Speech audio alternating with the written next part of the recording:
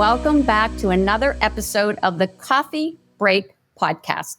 I hope you're having a great week, whether you're listening to this on an audio podcast or you're watching this on YouTube.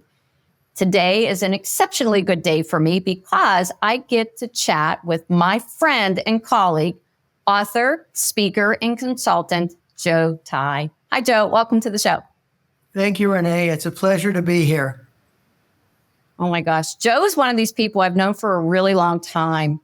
And I'm going to tell you a couple of things about Joe, but I want to tell you from my perspective, Joe is one of the kindest, most generous, most grateful humans I've ever met. I started really following Joe, gosh, I don't know how many years ago. And the first time I ran into him was at a conference. I think it was at AONL, Joe, right? Either AONL or Magnet.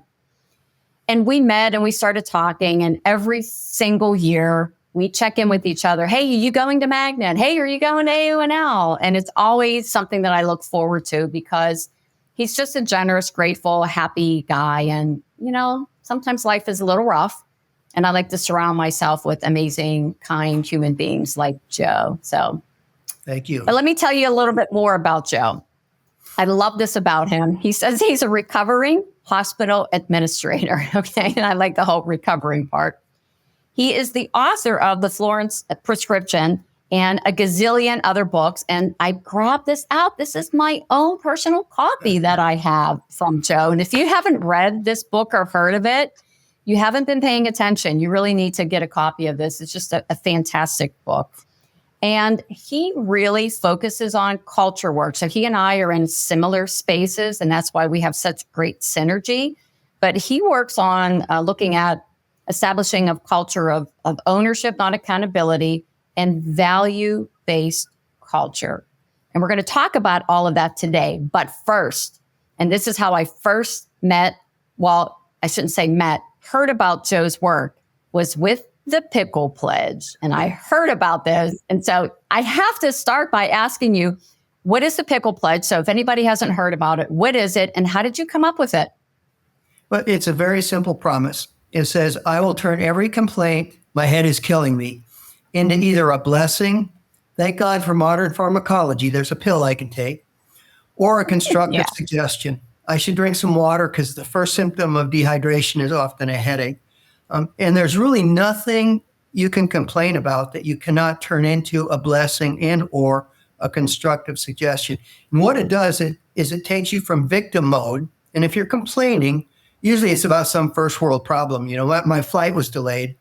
Well, at least you're not having to walk. It takes you from victim mode to self-empowered mode. What am I going to do about it? What am I going to do with the time that I've saved? And there's a footnote to the Pickle Pledge that says, by taking this pledge, I am promising myself that I will no longer waste my time and energy on other people's whining, blaming, commiserating, and nor will I bring them down with mine. You know, Wow. It's, you know, emotions are contagious for better or worse. And what happened is I was working with a hospital and we decided to turn it into a challenge and to have people turn complaints into contributions, and they did pickle jars. And so we set up the Pickle Challenge for charity. And we challenge organizations to make it fun. They have pickle jar decorating contests. They have cake making contests. They have pickle eating contests. At one place, they decorated a truck like a pickle. And we've raised something like $130,000 for whatever charity the organization picks. But what that does is it's a constant reminder to stop being negative, to stop being a victim. And I've seen architectural creations made out of pickle jars. But my all-time favorite was just a simple jar with a simple sign, and it said, "Be brave enough to start a conversation that matters." You know, nobody's ever solved a problem by complaining. Nobody's ever helped another person be better by talking about that person behind their back. It takes courage to stop complaining and actually do something, to stop talking about somebody and actually go talk to that person. And that's ultimately what this is all about. And it sets much like the work you do with bullying. If you're tolerating a lot of toxic emotional negativity, if you're tolerating bullying, it makes it really hard to bring in positive stuff and have people embrace it. Wow, I love this. So simple. And I love the fact that you turned it into something fun that people could really have a good time with. And I'm sure you would agree with this, Joe, but tell me, we can all fall into the trap of complaining.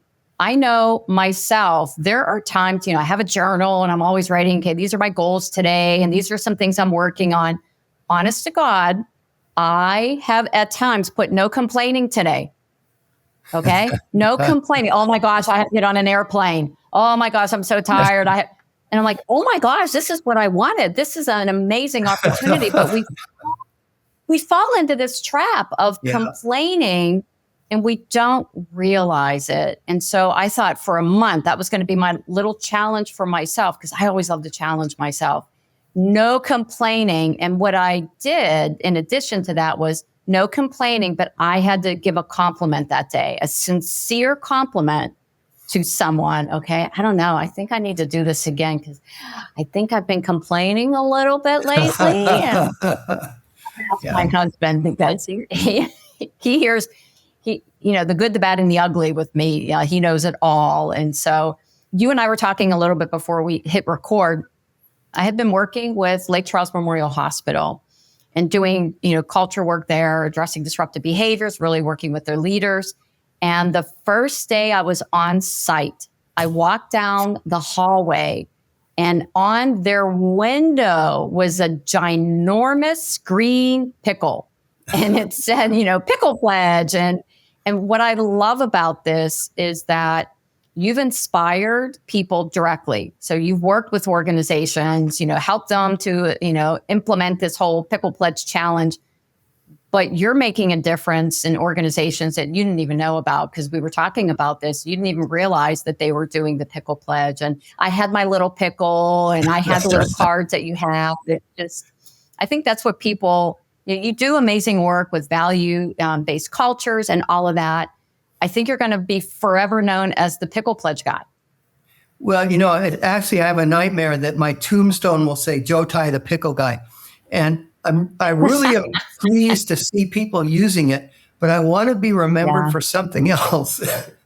But you want to be remembered for more than pickles, although I love pickles. They're good for your gut, fermented, they're really great for your microbiome. But it's the whole concept of what this means. And so I love that it's practical, it's simple, it's easy. It addresses something that we all do, but it's a reminder. However, I want to talk a little bit now about your values-based culture work. And I think the concept of shifting from this accountability to ownership is huge. If we could actually do this in healthcare right now, we wouldn't have half the problems that we have. So can you tell us about your work and, values-based culture? Yeah, let's talk about accountability to ownership first, and then shift and talk about values-based leadership, values-based culture. 30 years ago or so, the buzzword of the day was empowerment. We were reading books like The 1 Minute Manager, Instant Empowerment, Zap. And now the buzzword is accountability. It's like we tried the empowerment thing and it didn't work. Now we're going to hold people accountable. And you have to hold people accountable for some things. But when that becomes your culture, when it's in one of your values, like I care and the A is accountability, there's some real downsides. And I'll mention 5 of them. 1, accountability is always retrospective, always after the fact. You hold people accountable for something they have done or failed to do. You can't hold people accountable for something you want them to do. So it's not motivating. 2, it's always punitive. You hold people accountable for screwing up. You do not hold people accountable. You don't call someone and, hey, you did a great job on this project. I'm going to hold you accountable. It's always seen as a stick and never a carrot. And so the more you focus on accountability, the more you create anxiety and fear of being held accountable. Third, it's always pointing a finger at somebody else. I know you've heard this too. Many, many times I've heard people say the problem around here is nobody gets held accountable. I've never heard anybody say the problem around here is nobody holds me accountable. It's always somebody. It's always blame shifting. Four, it's demotivating. And it's not just demotivating for the people being held accountable. It's demotivating for the manager who's got to hold people accountable. If you're constantly having to call people into the office or correct them because they're not taking ownership for their work and you have to hold them accountable, it takes away from the things that you really want to do that are most important to do. Mm-hmm. And finally, and maybe most important, is an excessive focus on accountability undermines the principles of just culture. Just culture says if something goes wrong, before we blame an individual, we look at systems, we look at technology, we look at culture. Only then do we start to allocate individual blame. But you cannot hold systems or culture or technology accountable. And as soon as somebody says someone's got to be held accountable, you bypass all those things that we say about just culture and you go right to looking for who's the culprit. And you've got to have some level of accountability, but if that's your primary focus, a culture of accountability can take you to good, but it will not take you to great. That takes a culture where people are thinking like owners. That's powerful right there. That, you only get to a certain point. You'll never be great if all you're focusing on. And I never thought of it from this is a retrospective way of looking at your culture. Is accountability is saying, did you do these things? Yeah. Versus, and I know we're going to shift into the ownership, but yes, I see a lot of blaming other people, and the work that we both do, that is always there. It is always, especially when you're trying to, address disruptive behaviors, or there's an incident and you pull in a team member into your office if you're in a leadership role, and, you say, okay, tell me what happened. There's always a quick pointing the finger at someone else. It was radiology. It was this person. It was that. It was this other department. It wasn't me. And we see that a lot, but and it shows up when looking at people being held accountable. But I'm going to tell you, Joe, in the work that we do with even like one of our foundational courses, Eradicating Bullying and Incivility, we always say it's, okay, helping people to know what bullying is, what it's not, how it shows up, okay, how to confront, and how to hold people accountable. Oh, I think I may need to relook at this, because I know what that means. But if you take a step back, I don't think anybody can hold anyone else accountable. Yeah. I don't think you really can in a way that helps them to improve, because like you said, it is like, it's a stick. It's not a carrot. It's a stick. Yeah. I think of accountability. I think of accountability at three levels. Most of the time when we talk about accountability, we're talking about hierarchical accountability. That's top down and boss to subordinate, the Marine sergeant yelling at the recruits. That is appropriate when you're trying to train Marines. It's appropriate if somebody has been embezzling money or whatever. A much more powerful level is cultural accountability. That is us holding each other accountable. That's why nobody smokes on airplanes anymore. We don't have to have a smoking police. The minute somebody lights a cigarette, everyone else is going to say, put that out. If you have a culture where if somebody's bullying another coworker, they don't get called in by the boss because it doesn't get to that point. Their colleagues say, we don't do that here. It's much more powerful. And the highest level is personal accountability. I don't talk about other people behind their back because it violates my integrity. It violates their dignity. And that's where a culture of ownership is. We are holding ourselves accountable. We don't need to be held accountable by the boss. And I think the greatest example, I know you and I both love the Daisy Foundation. And when Oh I my was gosh. working on, Yes. yeah, when I was working on the case study for Daisy and the book, how the Daisy Foundation has influenced the global healthcare landscape, which is an amazing story.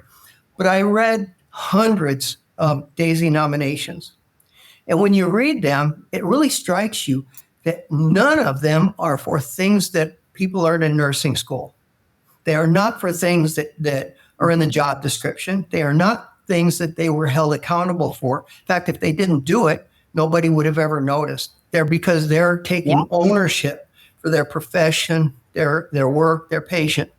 And my favorite, one of my many, many favorites, but there was a nurse caring for a pediatric patient, and he had a pet dinosaur that he brought in with him. And this nurse, everything she did for the kid, she did for the dinosaur. She took its temperature. Aw. Yeah.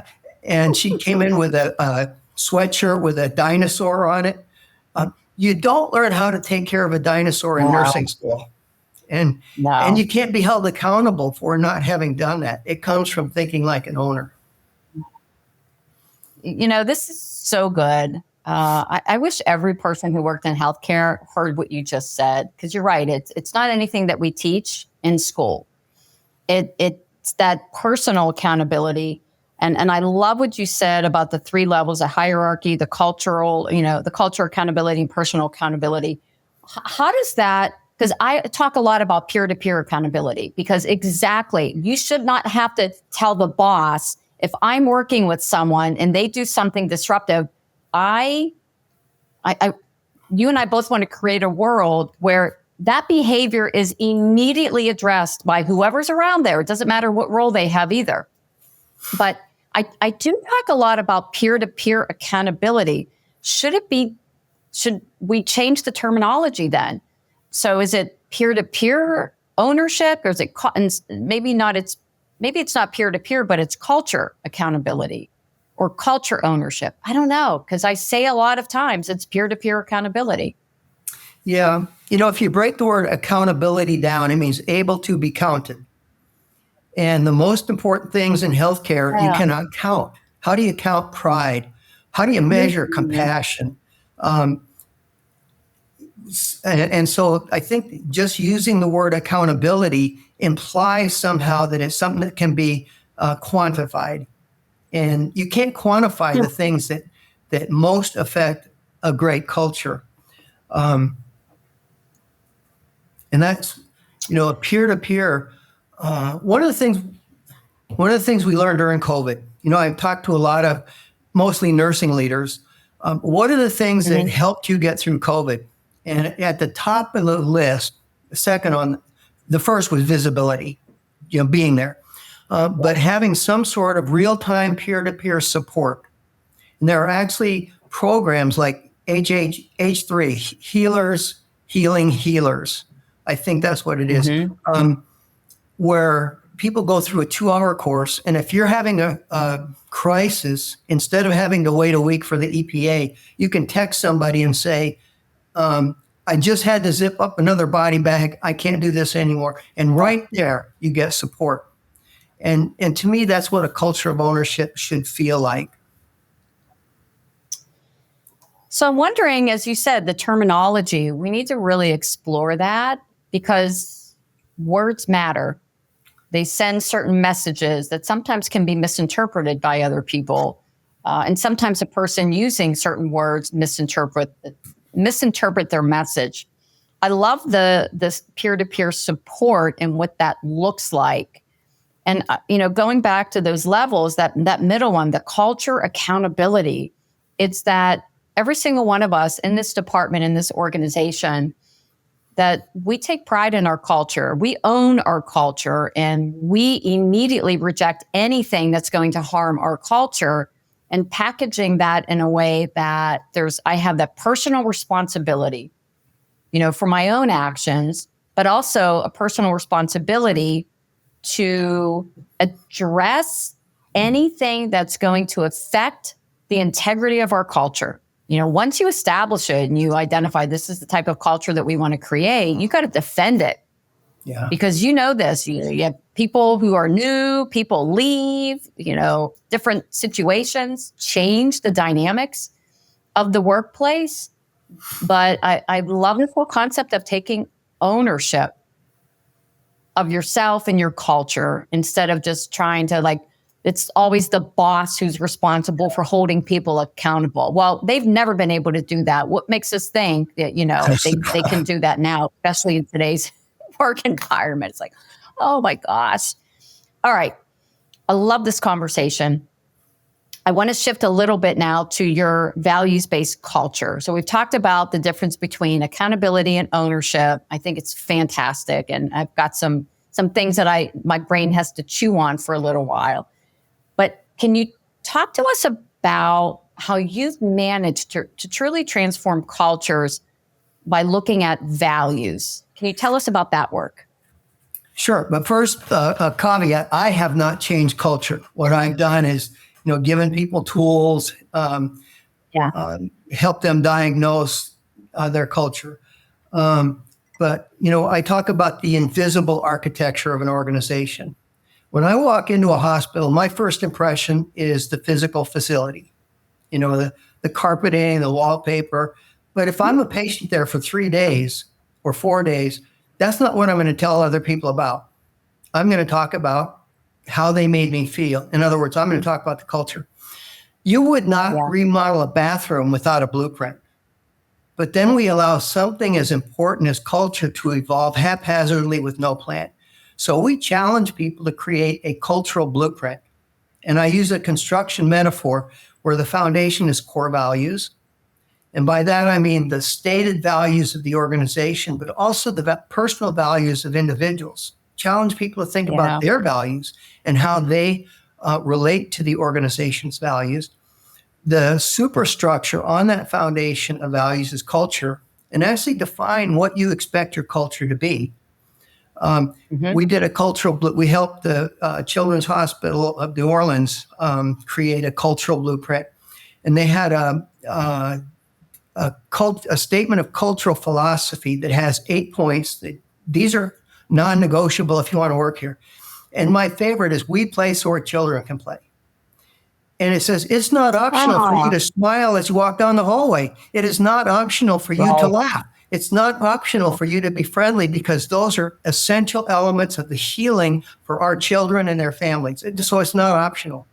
And then the interior finish is attitude in the workplace.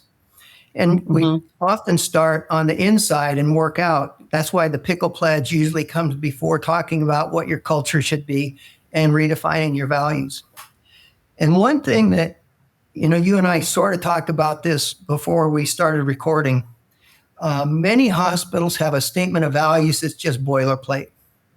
You have up on the wall, I care. You can almost guess: integrity, compassion, accountability, respect, excellence.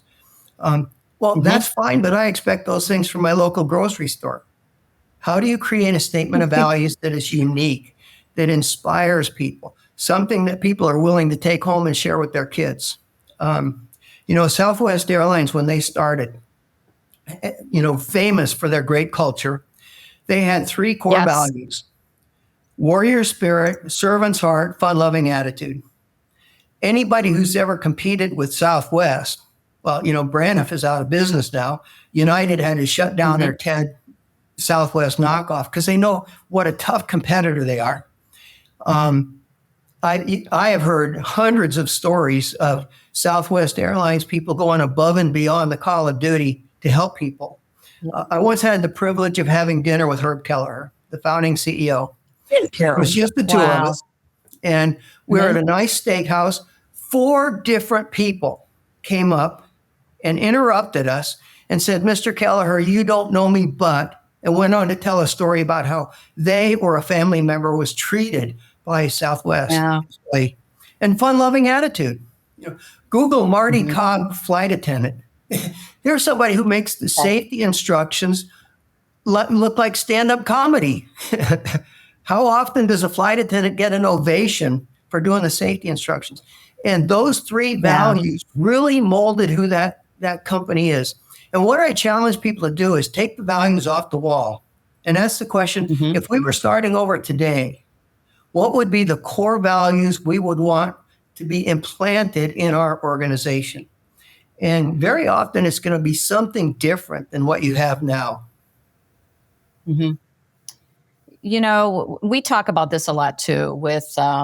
We work with our clients to create what we call a compact of professional behaviors, which basically says this is how we treat each other in this space. Okay, we support each other, we help each other no matter what. When it rains, everybody gets wet. Those types of things. But they create it, and then that's step one. Step two is making it a living and breathing document. It can't just be a piece of paper on a wall that nobody looks at and starts, turning the corner, of the paper itself and starts to discolor over time. It's you have those values, you have these commitments, but then how do you apply it in practice? So what has been your experience in helping organizations then take those values and integrate it into everything that they do? So it truly becomes just the norm here. This is how we function as an organization. A couple of things. One, in several organizations I've worked with, we actually wrote a book. I wrote a book, a fictionalized story. Go back to the beginning, the founding, like for Midland Health in Midland, Texas. I worked with them on defining their core values, and they came up with 3 of them. Very specific to that hospital, that community: pioneer spirit, caring heart, healing mission. And when I came into the CEO and I said, here's what I think you guys really value, he said, that's it. They took to the board, same reaction. So I went back, I studied their history, their culture. It was founded by a doctor in a hotel room back in the late 1800s. And No kidding. yeah, and or early 1900s. They have a statue on the 3rd floor of an African-American doctor who was the first African-American woman to practice medicine in Midland. And she really made the community aware of their prejudice. So I wrote a history of how those values evolved, how they're reflected today. And then I edited it in the year 2040 with an imagined CEO looking out over the community. This is who we want to be. So that's one way. Do something unique, something nobody's done before. I think here are a couple of things that I think everybody should do. One, other than putting it in writing somehow, use the power of rituals. We have we used to have rituals for everything. How we eat, how we pray. Now we have meetings, and to bring back. Yes. And it doesn't take a lot of time. We've talked about the Pickle Pledge. Every organization I've worked with where we've really seen an impact has used staff huddles they've started with the Pickle Pledge, and people know it by heart. And that day's promise from the Self-Empowerment Pledge, 1 promise for each day of the week. And at first they're just saying the words, but after 6 months, a year, the words have really sunk in. And they're holding themselves to that, holding each other to that. I think capturing stories is really important. This is one of the things that's so powerful about Daisy is they capture stories that say, this is who we want to be. This is us at our best. And sharing those stories. And they happen every day, but we're moving so fast that we don't capture them, and finding a way to capture those stories. I think a third thing is encouraging people to bring some joy to work. What's something you love to do? Bring it to work. I was at a hospital in California, and I met a housekeeper who sings for his patients. And they told me a story about how a terminal cancer patient, she knew that was going to be her last night. She wanted to hear Amazing Grace, and he sang Amazing Grace for her. You get goosebumps on top of goosebumps. The family appreciates the doctors and the nurses, but what they're going to talk about is that housekeeper. I met a NICU nurse who writes poems for her, those tiny little babies, and their parents are so anxious. She writes poems for the parents. Those are the things that people remember. And you bring some sort of your own passion to work. And I think the most important is, Hewlett Packard popularized MBWA, management by walking around. The most important Right. thing is you show up as a leader. You get out of your office, out of your cubicle, you go talk to people. In The Lord of the Rings, which I think is the best book that's ever been written on leadership, by the way, Tolkien had Gandalf Okay. the wizard show up where he was most needed and least expected. And I know you've had this experience, you talk to people who really did a good job of navigating COVID. Their leaders showed up, they suited up, Yeah. they showed up on Friday night in the ER. They showed up when they were preparing breakfast in the morning to thank people for being there. They knew that they couldn't do the real work of culture building remotely. Yeah. They had to show up. So those are some of the things that I've seen especially work. Every single one of these strategies, story, rituals, bringing joy to work, the MBWA, they're practical if you just start somewhere. And I love the whole story thing, because in healthcare, there are a lot of left-brained conversations, evidence-based practice and data and metrics and HCAPs and all of those. And we are, of course, we're left-brained human beings, but we also have a right brain, and that's the creative side, and that's the story. And that's, again, why you and I both think Daisy is so powerful, because it tells the story of people who do amazing things that they don't see them as amazing in the doing, but on the receiving end, make all the difference, like the housekeeper who sang. Yeah. So the more you can tell stories of the good things, the things that you want to see, I think can really reinforce culture.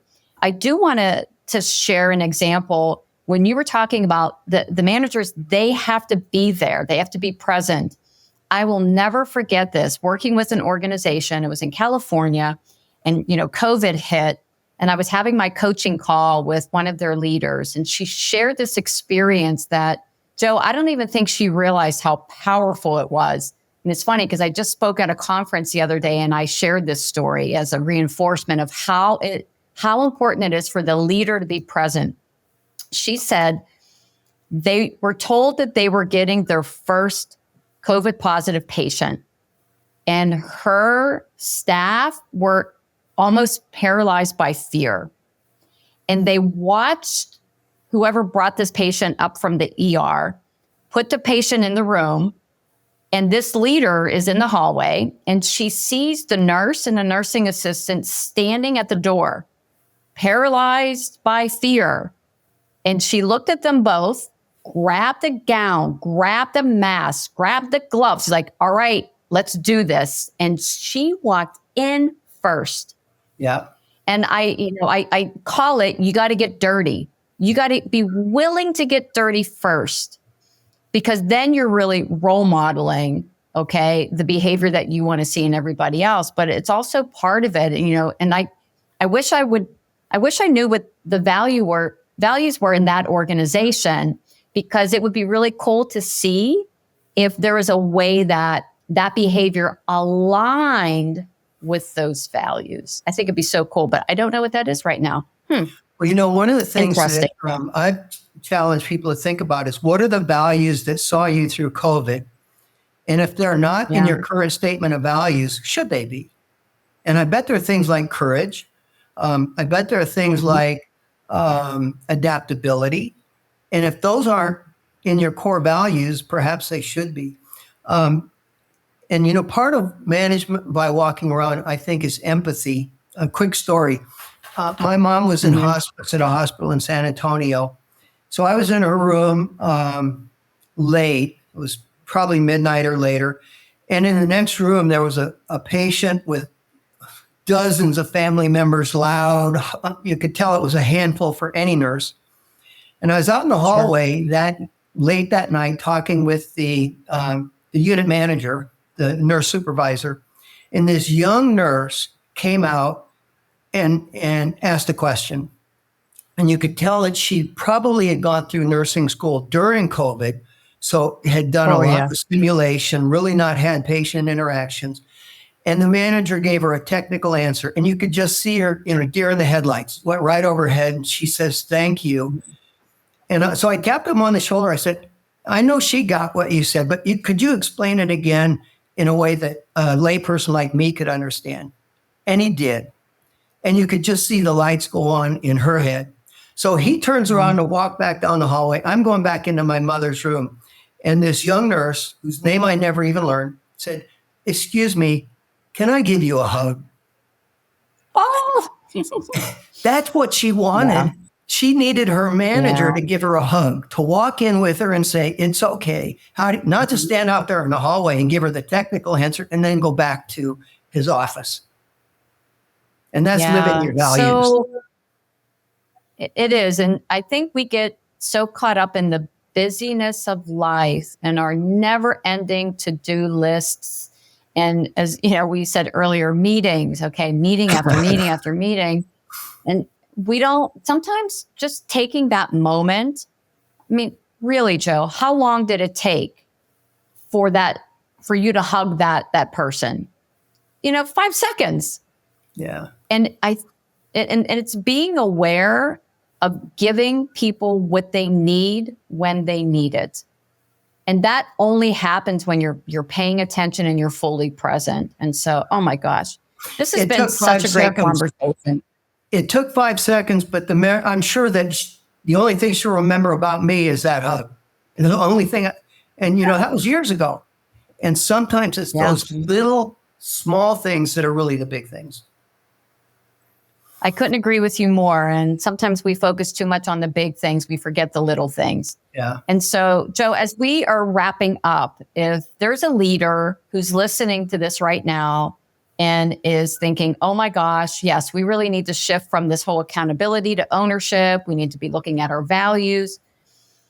What would you recommend that they maybe do first? What's one small action that they can take to start down this path of truly creating a culture of ownership and people who are supporting each other? What would you recommend? Conversations. Talk to people. Okay.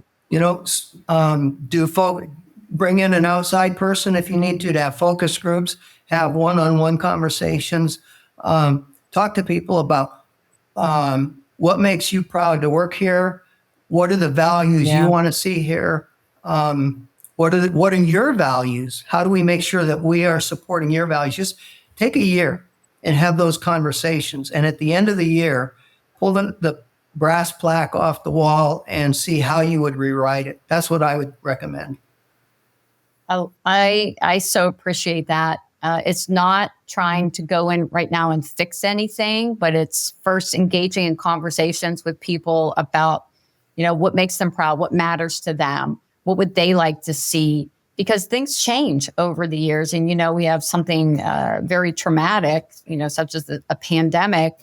If you haven't had this conversation since before the pandemic, it's time to have them now. So, Joe, thank you so much for being here, for being a guest, for sharing your amazing, great work that you're doing. If people wanted to connect with you, what would be the best way to do that?